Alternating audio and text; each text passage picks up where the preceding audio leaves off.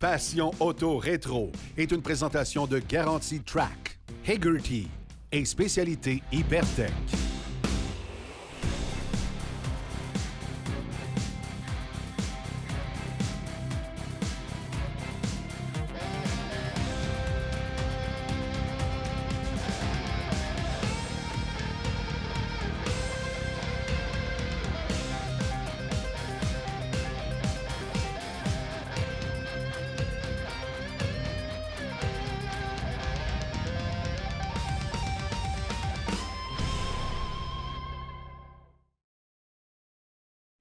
Bonjour à tous, bienvenue à Passion Auto Rétro. Aujourd'hui, c'est de Notre-Dame-des-Pins en Beauce qu'on vous présente l'émission.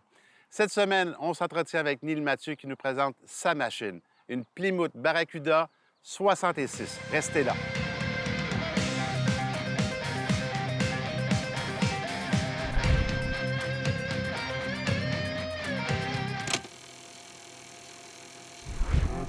Le secret le moins bien gardé de Ford était au sujet d'une voiture sport compacte basée sur le châssis de la Falcon. Dans un créneau similaire, il y avait aussi la Chevrolet Corvair Spider qui offrait une puissance de 150 chevaux. Chrysler travailla donc à la conception d'une voiture semblable. Comme le budget était limité suite aux dépenses pour la Chrysler Turban, on utilisa la Valiant, à laquelle on concocta une section arrière fastback avec la plus grande lunette arrière à ce jour, soit 14,4 pieds carrés. Voulant prendre Ford de vitesse, la Barracuda sortit le 1er avril 1964, soit 16 jours avant la Mustang. C'était toutefois une Valiant et non une Plymouth d'une série indépendante. En 1966, les choses changent quelque peu. Le nom Valiant disparaît peu à peu, les freins à disque sont disponibles et l'avant de la voiture ainsi que le tableau de bord changent. La Barracuda dispose toujours de deux 6 cylindres de 170 et 225 pouces cubes, délivrant de 101 à 145 chevaux et d'un V8 de 273 pouces cubes de 180 chevaux. Une nouvelle version Formula S est disponible avec ce même V8, mais celui-ci comporte un taux de compression plus élevé, des pistons et un arbre à cames performant, un carburateur quadruple corps ainsi qu'un échappement double, pour une puissance de 235 chevaux.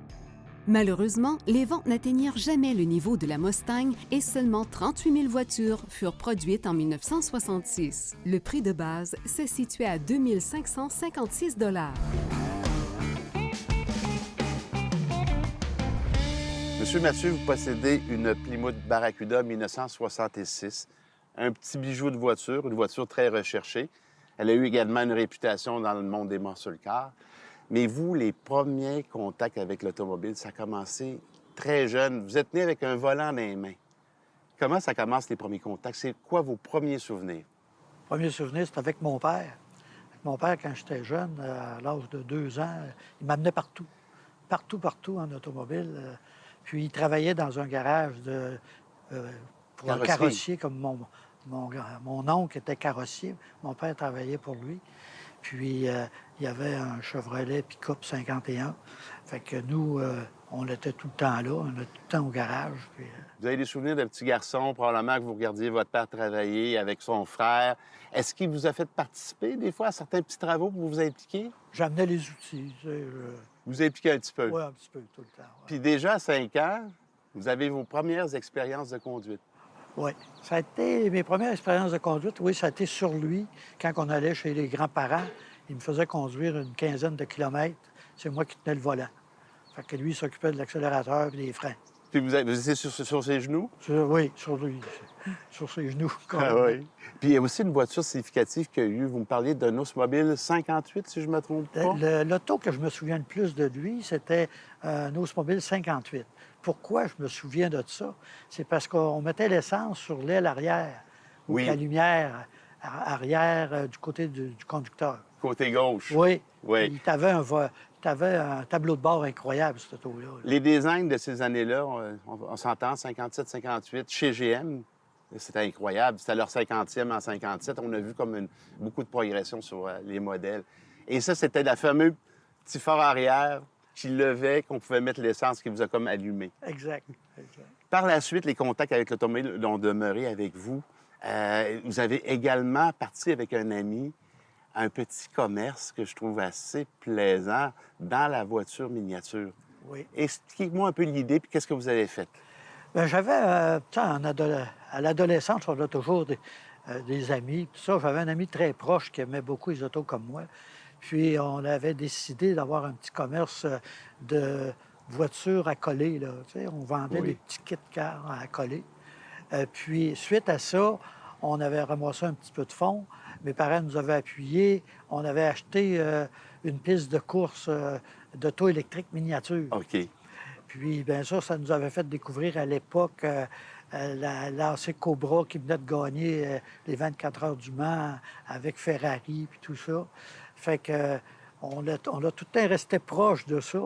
Ensuite, on s'est acheté chacun un Dodge Colt, puis on faisait la course. En quelle année, à peu près, le Dodge Colt? 71. Donc, pour ceux qui sont Fin plus jeunes, 61. c'est pas le Dodge Colt qu'on voyait avec un 4 cylindres qui venait des Mitsubishi. Oui, Bel et bien. c'était exactement ça aussi? lui. C'était exactement OK, lui. c'est celui-là. Oui.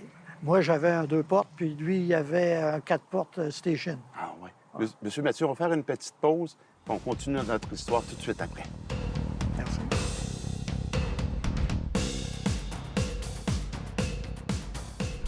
Cette semaine, dans le volet de Mario Lacroix, dans l'histoire de la publicité automobile, on va parler des années 60 et 70, Mario. Oui, alors de la publicité des années 60, on est encore dans l'image, pas photo vraiment, tu sais, c'est encore du dessin un peu, quoique on voit arriver là, certaines publicités un peu plus, disons, photographiques. Mais, oui, mais là, on associe vraiment soit des artistes, soit du côté un peu plus viril. Là, on tombe dans les années muscle car un peu plus crunchy. On le voit dans les publicités. Ou aussi, il y a beaucoup d'images de type psychédélique. Hein? On est le flower power est beaucoup là-dedans, les couleurs, c'est très coloré. Alors ça, c'est une publicité quand même intéressante des années 60 sur les 10. On le voit clairement que c'est ça qu'on ciblait comme clientèle également. Là.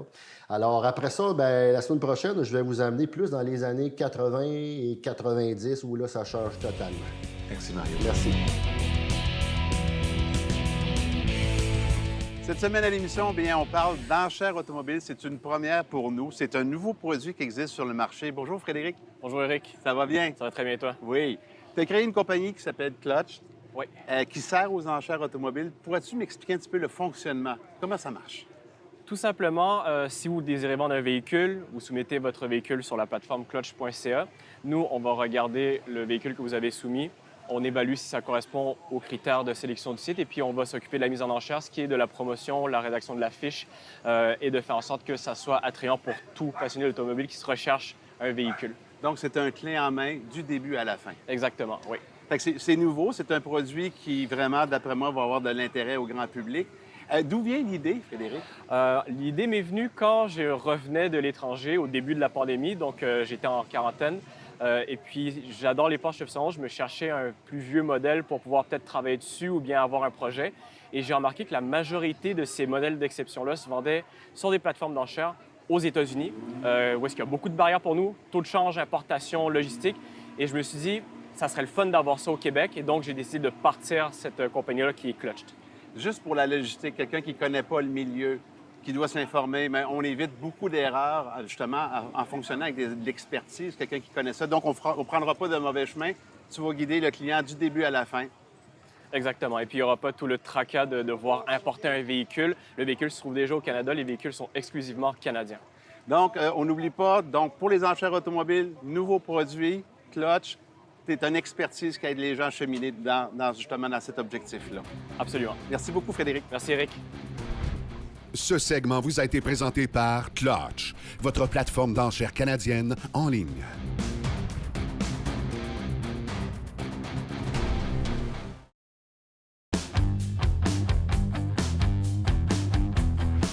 Ce segment est une présentation de Les voitures anciennes du Québec.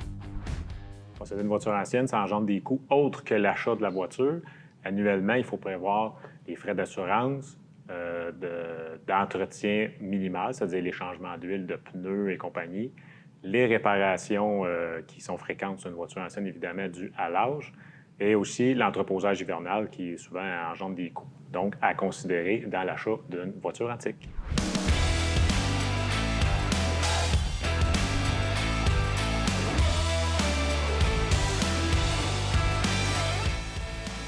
Monsieur Mathieu, on a vu tantôt un peu votre histoire de jeunesse, tous vos liens avec l'automobile. C'est très, très riche. Là, on va parler un peu de notre Barracuda, 1966. Je voudrais vous me parler dans quelles circonstances vous avez eu votre première voiture à l'âge de 16 ans. Bien, ça a été une grosse surprise dans ma vie. C'est que la journée de mes 16 ans, quand je suis revenu de l'école, il y avait la Barracuda qui m'attendait en dessous de l'abri d'auto avec une boucle. Tu parles d'un beau cadeau pour un jeune de 16 ans. Oui, c'était extraordinaire. Je me souviendrai tout le temps de cette journée-là.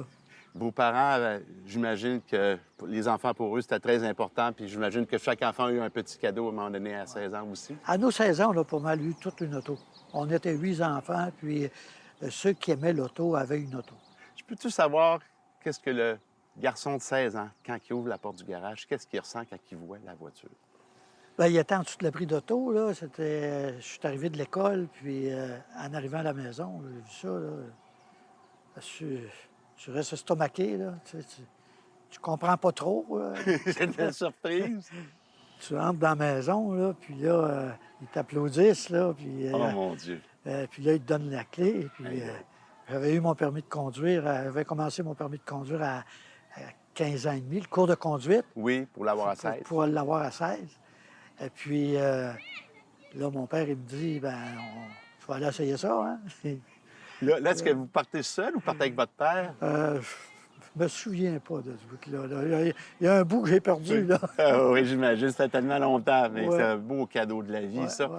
Puis là, à partir de là, mais là, c'est votre première voiture, on s'entend. On va faire le lien avec la voiture qui est devant nous bientôt. Vous roulez la voiture. Vous roulez pendant combien de temps avec arrive un malheureux accident? Là? Je roule à peu près 1 an et demi. Ah, pas plus que ça. Non, 1 an et demi, de 66 à... Parce qu'à la suite de celle-là, j'ai eu un GTX 68. Parce que vous aviez une perte totale, là, avec un accident. J'avais une perte totale, oui. Oui. J'avais frappé un cheval qui n'était pas à bonne place. Il faut dire que je l'ai frappé à haute vitesse. Un peu vite. Donc, mettons que l'automobile a mangé un coup. C'est ça. L'automobile a mangé le coup. Fait que je me suis ramassé à l'hôpital, un petit peu dépressif, tout ça. Fait que ma mère, elle me dit, écoute bien, là, c'est juste du matériel, là. On va t'en acheter un autre auto. Hey, tu parles d'une affaire. Fait que là, j'ai dit, Et c'est pas n'importe quoi qu'ils vous ont acheté, là. non, parce qu'à ce moment-là, il n'y avait plus de Barracuda, là. Il y avait un Barracuda 68, mais là, la mode était au muscle car. Oui, là, on était en plein dedans. Là, on était en plein dedans, là. Fait que là, ils me font choisir l'auto. Un GTX 68 TNT avec une 4 vitesses Hertz. Aïe, aïe. Là, je Quel capote, moteur là. vous aviez, là? Un 440 Un 440. TNT. Mon Dieu. Vous avez dû avoir du plaisir avec ça? Ben là, on était tout rendu toutes les fins de semaine à Pont-Rouge, aux dragues, puis les dragues de rue, puis Ça tout ce devait qui va... être quelque chose. Puis les voisins, mais c'était pareil. C'était la grosse mode, hein, les ponts sur le car à l'époque. Absolument. Là. Absolument. Ça fait que... C'était ouais, c'est des c'était grosses- une époque qui va rester longtemps dans notre mémoire. Ah, c'est incroyable. Cette Incroyable. époque-là, là, on se remémore ça à toutes les rencontres d'auto, Oui. les expositions d'auto. Quand les gars de Maupert se rencontrent d'un coin, on va taquiner les gars de Chevrolet. Ah, mais c'était des religions. Le gars de Ford, c'était des religions. C'est Mopar, GM, ça se débattait autour des soupers, savoir quelle était la meilleure. Exact. C'était comme ça dans ce temps-là. Exact. Là, on va faire le lien avec la voiture qui est devant nous. Ça, c'est pas la voiture que vous avez achetée il y a 16 ans, mais elle est pareille, Elle est identique, sauf la couleur. la couleur. La couleur, à l'époque, j'avais eu marine avec des bandes blanches. OK. Fait que là, c'est sûr que j'ai pas retrouvé la même, elle était toute démolie. Elle était pourrite, mettons. Exact. Puis parce que ces années-là, il aimait beaucoup la rouille. Hein? Oui, effectivement. Ça rouille assez rapidement. Assez rapidement. Puis, ce qui est arrivé, c'est que je l'ai vu à l'encan à Grenby OK. l'an dernier. Puis, ben là, ça m'a tombé. Ça m'a Le tombé cœur, dans le l'œil. petit coup de cœur. C'est vraiment un coup sentimental. Là. J'ai pas pu résister à l'acheter. là. Aïe, aïe. En terminant ce petit bout d'entrevue, j'aimerais ça que vous me parliez un peu de la mécanique. C'est quelle mécanique qu'il y avait dans le modèle la série S? Série S, il y avait le 273 Commando, 4 barils. On pouvait l'avoir manuel puis automatique. Manuel 3 vitesses. OK. Puis celle-là, la mienne était automatique 3 vitesses. Fait que c'est pas une mécanique compliquée. Assez performante, quand même? À l'époque, c'était la guerre avec les 289 de Ford puis les 327 GM. puis les 409 qui étaient dans les parisiennes, là, oui, ça tenait leur place. Absolument. Ouais. On prend une petite pause. On se retrouve tout de suite après.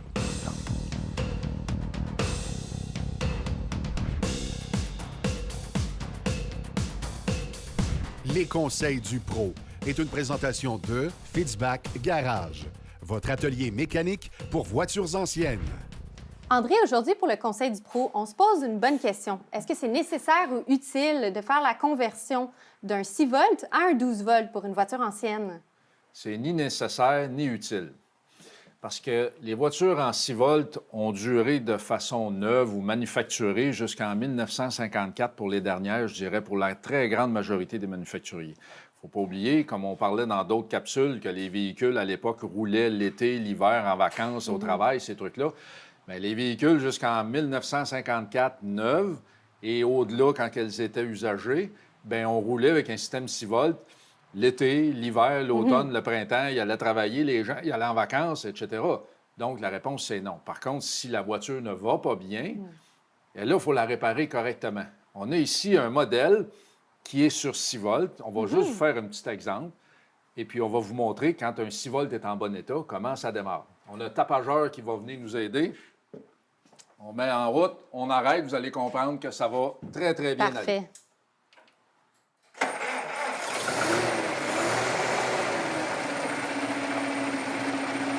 C'est bon, tapageur. Merci. Comme on peut le constater, ça fonctionne très, très bien. Et ce moteur ou cette voiture va démarrer comme ça, même si elle était dehors à moins 5 ou à moins 8 degrés, sans aucun souci. Parfait. Merci beaucoup, André. La question-réponse est une présentation d'Uniplus Network, la référence pour les pièces de voitures de collection. Quel constructeur a inventé la ceinture de sécurité à 3 ancrages?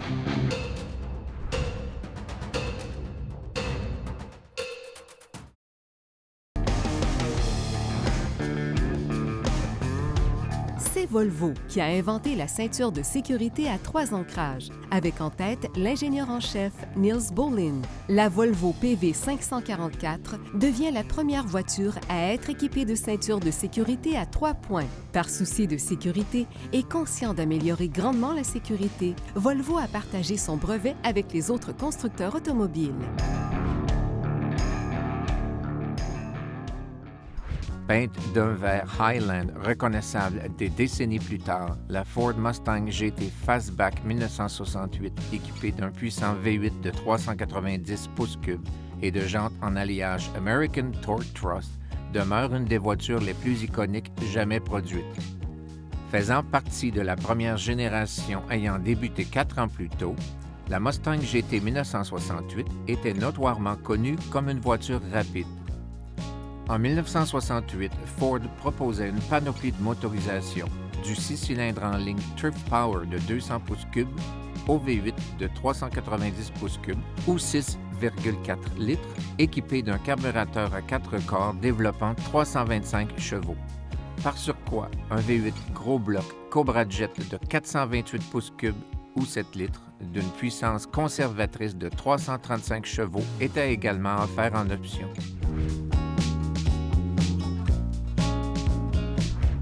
Cette semaine, à Passion Auto Rétro, mais on reçoit M. Éric Cisco d'Hagerty. On va parler assurance. L'assurer d'une voiture antique, bien sûr, c'est important parce que c'est les mal assurés, mais il y a l'autre surprise qui peut arriver, puis des fois, c'est pas toujours comique, puis c'est des voitures qui coûtent très cher. Alors, Éric, bonjour, comment ça va? Bonjour, Éric, ça va très bien, et vous? On va essayer de ne pas se mêler entre Éric aujourd'hui. J'avoue. Surtout qu'il y a un autre Éric sur le plateau en plus. Ouais. Dis-moi un peu, bref historique d'Hagerty. C'est une compagnie très bien implantée qui a fait ses preuves. Fais-moi un bref historique un peu de la compagnie. De la compagnie, certainement, Éric. Merci, c'est gentil. Ça me fait plaisir d'être avec vous à nouveau aujourd'hui. Alors, Hagerty, compagnie à la base américaine qui est née dans les années 80 aux États-Unis.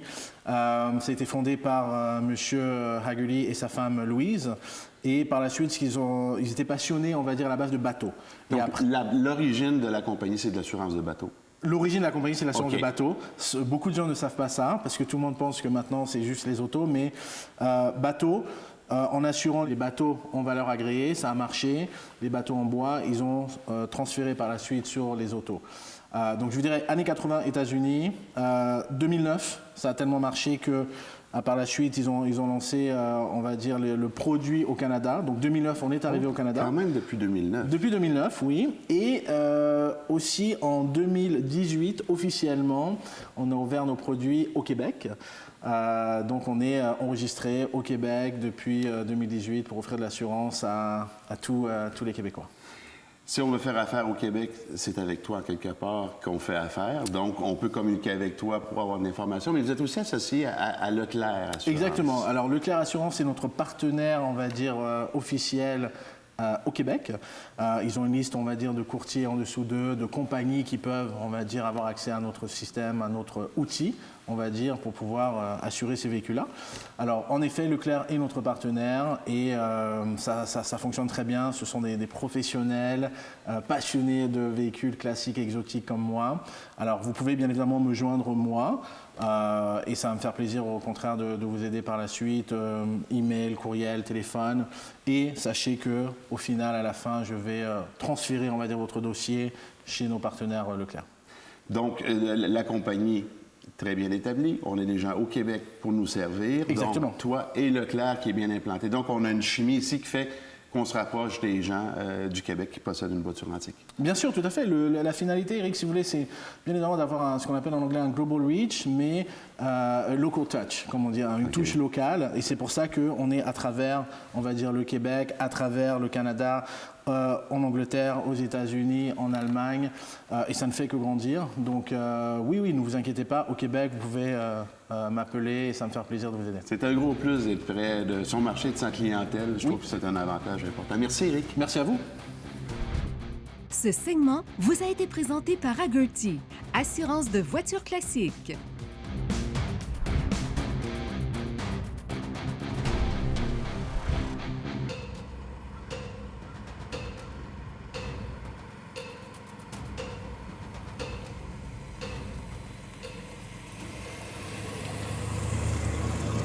Monsieur Mathieu, on va parler un petit peu de la Mustang pour mettre dans le contexte de l'époque.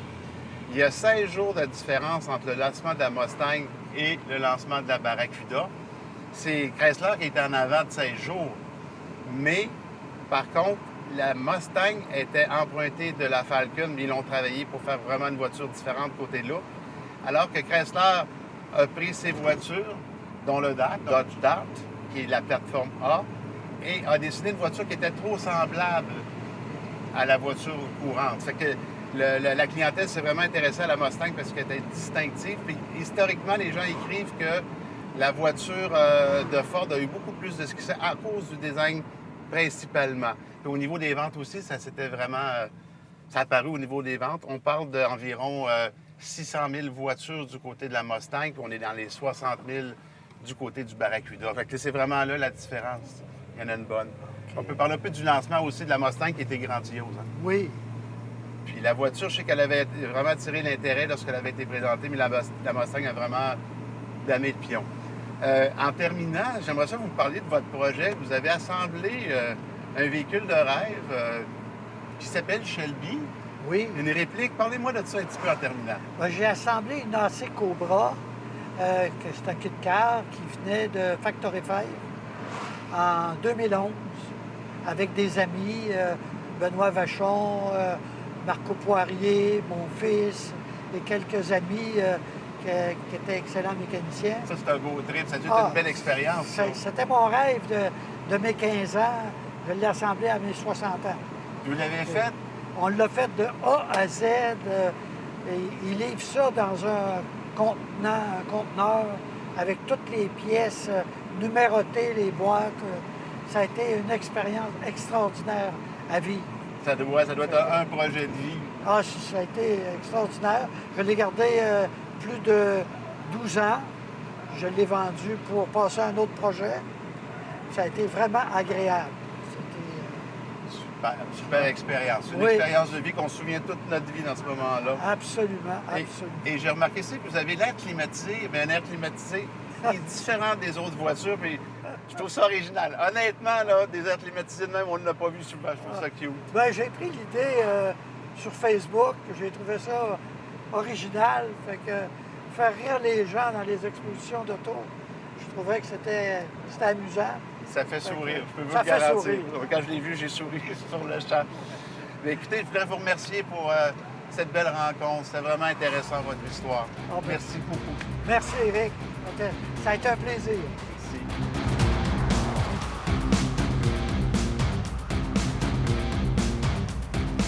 Les voitures de la semaine vous ont été présentées par Uniplus Network, la référence pour les pièces de voitures de collection. Eh bien, c'était Éric Fortier. J'espère que vous avez apprécié. Au nom de toute notre équipe, je vous souhaite une très bonne semaine et je vous donne un rendez-vous la semaine prochaine pour une autre émission Passion Auto Rétro. Passion Auto Rétro vous a été présenté par V8 Passion et Hagerty.